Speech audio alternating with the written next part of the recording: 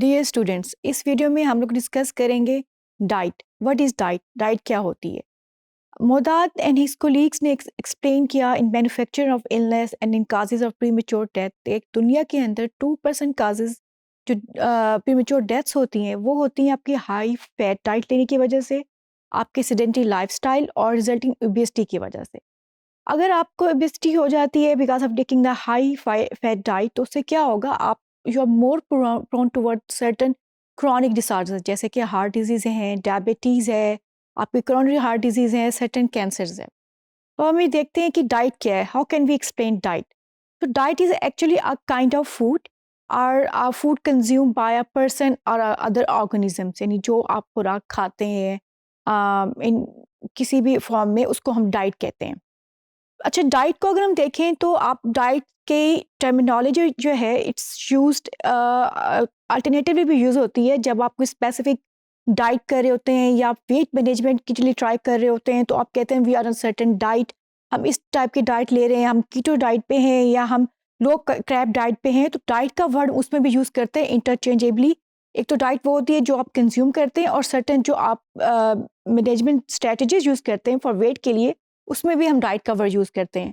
तो specific intake of nutrition for health और weight management is also known as diet. अच्छा, अब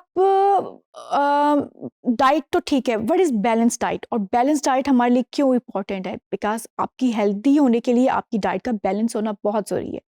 balance diet क्या है? It's getting the right type amount of food and drinks and it possessing of nutrients to meet the body requirement. अब हमारे पास जो body की requirement के लिए जो बैलेंस डाइट है, it consist of two type of nutrients, macronutrients and the micronutrients. Macronutrients में आपके पास क्या है?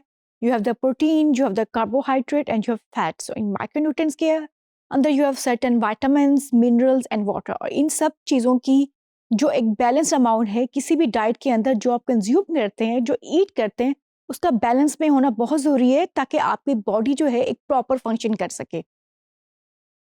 अच्छा, अब बैलेंस डाइट तो मैं देख लिया, and why it's balance diet आपको क्यों ज़रूरी है? इसके लिए कि सर्टेन फंक्शंस होते हैं बॉडी के अंदर, और ये जो बैलेंस डाइट की डेफिनेशन है ये भी वेरी करती है फ्रॉम रीजन टू रीजन और फ्रॉम कंट्री टू कंट्री और from culture to culture, because इसका जो कंसेप्ट है वो डिफरेंट है कंट्रीज़ के अंदर, और ये डिपेंड करता है कि आपको किस टाइप की फूड अवेलेबल है।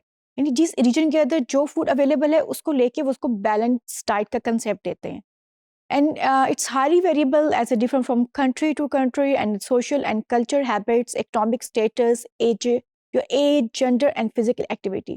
अच्छा, रीजनल वेरिएशन के अलावा इसके अंदर इंडिविजुअल वेरिएशंस में मीन जेंडर, अगर आप जेंडर ले लें, मेल और फीमेल के समटाइम जो है आपको डाइटरी पैटर्न्स डिफरेंट लगते हैं, ये डाइटरी प्रेफरेंसेस डिफरेंट होती हैं।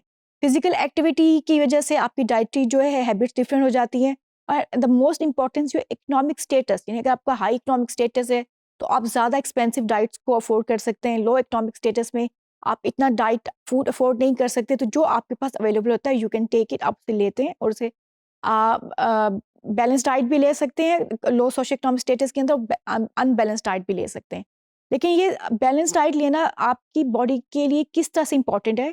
बिकॉज आपके जो बॉडी ऑर्गन्स हैं या टिश्यूज हैं, they need proper nutrition to work effectively, and poor diet runs a risk of growth and developmental problem. ये किसके अंदर होता है? अगर बच्चों के अंदर, क्योंकि बच्चों की एज है, वो ग्रो कर रहे होते हैं, उनकी डेवलपमेंट हो रही होती है, अगर आप उनको बैलेंस डाइट नहीं देंगे जो कि कंसिस्ट करेगी equal amount of macro and micro nutrients के अंदर, उनके पास सारे विटामिन्स नहीं जाएंगे, मिनरल्स नहीं जाएंगे, या इक्वल अमाउंट ऑफ प्रोटीन नहीं जाएगी, तो उनकी ग्रोथ से बहुत ज़्यादा डिस्टर्ब होगी और उनके डेवलपमेंटल प्रॉब्लम्स भी होंगे, ग्रोथ रिटार्डेशन हो सकती है। और जो इंपॉर्टेंट चीज़ कि बच्चों की जो आप फूड हैबिट्स को चाइल्डहुड में डेवलप करते हैं, वही आगे फूड हैबिट्स लेके बच्चा आगे जाता है, अपनी लाइफ स्पेंड करता है। मीन अगर शुरू में ही बच्चे की डाइट के अंदर हाई फैट डाइट है, या बच्चा जो है शुगरी ड्रिंक्स बहुत ज़्यादा ले रहा है, शुगर कंजप्शन बहुत ज़्यादा ले रहा है, तो जैसे ही बच्चा ग्रो करेगा तो मिडिल एज या ओल्ड एज में जाके उसके जो क्रॉनिक डिजीज़ के प्रॉब्लम है वो ज़्यादा होंगे एक्स कंपेयर टू उस बच्चे के जिसने अपने चाइल्डहुड के अंदर अच्छी बैलेंस डाइट ली हो। इसके अलावा जो एक और इम्पॉर्टेंट फंक्शन है डाइट का, it nourishes our body and keeps it healthy. यानी हमारी बॉडी के अंदर सर्टेन ऑर्गन्स हैं, टिश्यूज़ हैं, और हमारी बॉडी को प्रॉपर वर्क करने के लिए फूड चाहिए। यानी आपको एक एनर्जी चाहिए है, इवन आपको चलने के लिए एनर्जी चाहिए, आपको बोलने के लिए एनर्जी चाहिए, आपकी थिंकिंग प्रोसेस के लिए आपको एनर्जी चाहिए। एनर्जी कहाँ से आती है? Energy comes from the food. जो आप फूड लेते हैं वो आपको एनर्जी प्रोवाइड करती है, ताकि ये जो डेली एक्टिविटीज़ हैं आप उनको फिल कर सकें। तो डाइट क्या करती है? It nourishes our body and keeps it healthy and it's essential for our survival and existence. यानी अगर आपको प्रॉपर डाइट नहीं मिलेगी तो क्या होगा? आपकी सर्वाइवल भी डेंजर में चली जाती है, बिकॉज आपकी बॉडी को जो एक एनर्जी चाहिए प्रॉपर वर्क करने के लिए, आपको ऑर्गन्स को जो चाहिए वो आप उनको अगर प्रोवाइड नहीं करेंगे तो you are more prone towards certain disease and even death. Starvation की वजह से डेथ भी काज हो सकती है आपकी। अच्छा, इसके सर्टेन तो फिजियोलॉजिकल फंक्शंस भी हैं और कुछ जो हैं सोशल फंक्शन भी हैं। अब सोशल अगर पहले हम डिस्कस कर लेते हैं what are physiological functions of the food. Body building, आपकी बॉडी मेकअप के लिए आपके प्रोटीन जो है बहुत ज़्यादा इंपॉर्टेंट होती है। मसल उससे बनते हैं प्रोटीन से। अगर आप फूड प्रॉपर फूड लेंगे, उसके अंदर प्रोटीन होगी, क्रैब्स होंगे, फैट होगा, तो आपकी बॉडी बिल्डिंग का मैकेनिज्म बेहतर होता है। आपके जो repair and maintenance of body cells है उसके लिए you need energy, you need certain vitamins. आपने सुना होगा एंटीऑक्सीडेंट्स होते हैं जो कि बॉडी के अंदर से जो टॉक्सिन्स होते हैं वो रिलीज करते हैं। एंटीऑक्सीडेंट्स क्या है? जो आपके विटामिन्स आपको प्रोवाइड करते हैं, जिसमें विटामिन ए है, डी है, ई है, के है, ये आपके एंटीऑक्सीडेंट्स हैं। ये आपकी बॉडी के अंदर जो रिपेयर और मेंटेनेंस है उसको करते हैं। आपकी ये जो फूड है आपको एनर्जी प्रोवाइड करती है, आपको प्रोटेक्ट करती है, बिकॉज़ अगर आप एक बैलेंस डाइट लेंगे तो आपकी बॉडी का इम्यून फंक्शन बहुत अच्छी तरह काम करेगा। जब इम्यून फंक्शन अच्छी तरह काम करेगा तो ऑब्वियसली आप बहुत सी डिजीज़ से अपने आप को प्रोटेक्ट कर सकते हैं। सो डाइट का आल्सो एक प्रोटेक्टिव फंक्शन भी है। Regulatory function to regulate the certain metabolic, जो आपकी बॉडी के अंदर सर्टेन फंक्शंस हो रहे हैं उनको रेगुलेट करने के लिए भी डाइट इज इक्वली इंपॉर्टेंट। तो now coming toward the social functions क्या हैं फूड के। अगर अब हम अपने ही कल्चर को देखें, let's talk about the Pakistani culture. हमारे कल्चर में क्या है? जब हम किसी के घर जाते हैं तो आप किसको कहते हैं जी? उनकी वो जो है बहुत मेहमान नवाज हैं। उनकी जो है दे आर वेरी उनका अखलाक बहुत अच्छा है। किस बात पे होता है जी? हम गए तो उन्होंने बहुत अच्छी तरह हमें फूड सर्व की, उन्होंने हमें खाना दिया, या उनकी जो थी एक सर्विंग बहुत अच्छी थी। तो फूड का एक डाइट का आपकी फिजिकल के अलावा आपके सोशल के ऊपर बहुत ज़्यादा रोल है। So it's a instrument for developing social relationship. यानी फ्रेंड्स हैं, फ्रेंड ने कोई ट्रीट देनी है, कोई खुशी का मौका है, तो क्या किया जी? हमें कुछ खिला दें। कोई खुशी हो गई तो खुशी को रिप्रेजेंट करने के लिए we need some sugary food, जहाँ हम कोई मिठाई लेते हैं। तो ये सर्टेन टैबूज हैं जो कि फूड के साथ जुड़े हुए हैं, जो सोशल टैबूज हैं आपके। An instrument for developing social relationship, sharing of food implies social acceptance, an integral part and center of attraction of any celebration, festival and even tourism। यानी आप अगर देखें तो कोई फेस्टिवल किसी भी रिलीजन के अंदर, मुस्लिम्स के अंदर, हिंदूज के अंदर, जूस के अंदर, कोई भी रिलीजन के अंदर कोई ऐसा फेस्टिवल नहीं है जो फूड के बगैर इनकम्प्लीट हो, या सर्टन डाइटरी प्रेफरेंसेस उससे ना जुड़ी हों।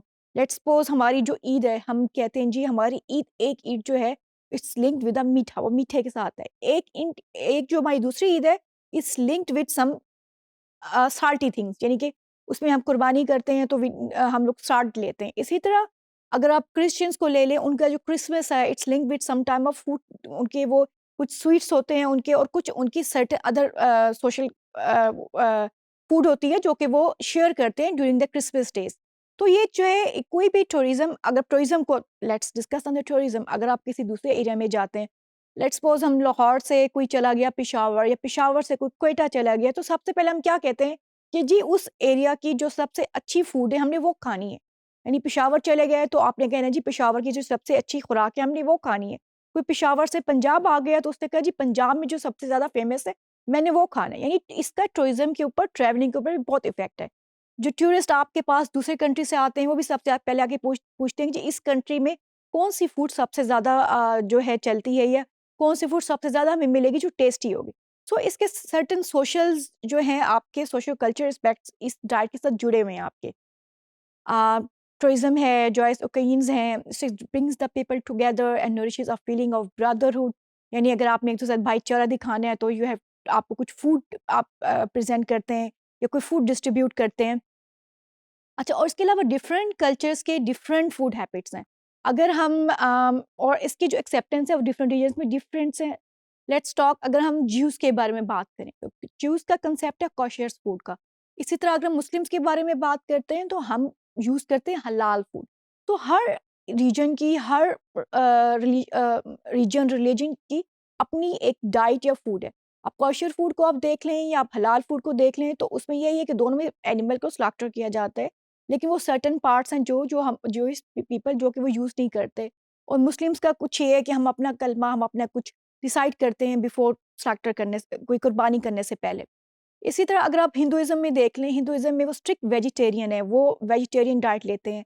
वो ऐसा कोई एनिमल डाइट को अवॉइड करते हैं कि जिसमें कोई भी एनिमल मीट या एनीथिंग हो। वो उनका जो कांसेप्ट है, they are more toward the vegetarian diet. So ये है सर्टेन जो आपके सोशल फंक्शंस हैं जो कि आपकी फूड के साथ लिंक करते हैं। अच्छा, इसके अलावा आपके पास एक और, अगर हम सोसाइटी और ईटिंग को देखें, तो जो सर्टेन ईटिंग डिसऑर्डर्स हैं, वो भी आपकी एक सोसाइटी या सोशल इश्यूज़ को शो कर रहे, तो लाइक फीमेल्स के अंदर एक बहुत कॉमन ईटिंग डिसऑर्डर है एनोरेक्सिया नर्वोसा, बुलिमिया नर्वोसा या binge eating disorder. It's a sort of eating disorders है ये आपका। अच्छा, ये ईटिंग डिसऑर्डर क्यों होता है? बिकॉज़ जब आप मेंटली तौर पे डिस्टर्ब होते हैं, आप सोशली आइसोलेट होते हैं, कुछ सोशल आपके ऐसे बैरियर्स होते हैं जो आप नहीं कर पा रहे होते, तो आप certain type of eating disorders की तरफ आ जाते हैं।